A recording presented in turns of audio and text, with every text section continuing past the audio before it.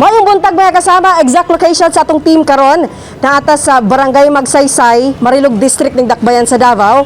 Karon kay 15 days to go na lang before Christmas. Itunol nato ang ato ang early Christmas gift nga solar radio transistor nga hatod sa Aron Foundation. Pamilya ilahon kanamo unsay complete name? Ako si Gloria Baldidomar, taga Lower Kiopao, Barangay Magsaysay, Marilog District. Okay. So kumusta man inyong kinabuhi diri sa kuan ma Marilog? Okay ra, makakaon ra gyud gihapon mi. Bisag mag-uuma mi.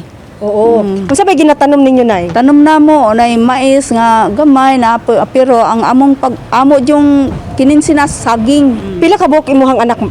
5 ra jud akong anak, puro na minyo. Oo, pero naa kay mga apo nga ga-eskwela. Oh, nay mga apo nag-eskwela na diri sa mental.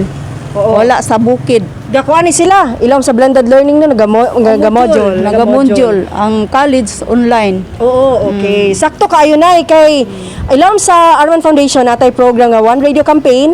Unya napo tay radyo edukasyon no. Information gihapon sa atong mga kabataan nga nagpadayon og eskwela.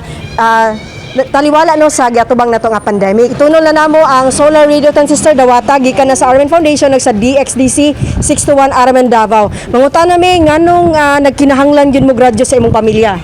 Nagkinahanglan jud mi og radyo din sa amo dinhi sa bukid sa Lower Kiopao tungod kay nagapamati gyud mig balita gikan pa jud sa kanang buntag hantod na magabi matulog mi ta human na ang alas 9. Ato na duog mga kasama, bililhon kaayo sa pamilya ni Nanay Gloria ang ato ang gitunol nga solar radio transistor kami nalipay mi ma'am kay natunol na mo sa inyoha og kamo ang napili pod nga beneficiary sa Aron Foundation. Kauban si Radyo Man Joel Veray kini si Radyo Man ay ni Genita Tatak RMN.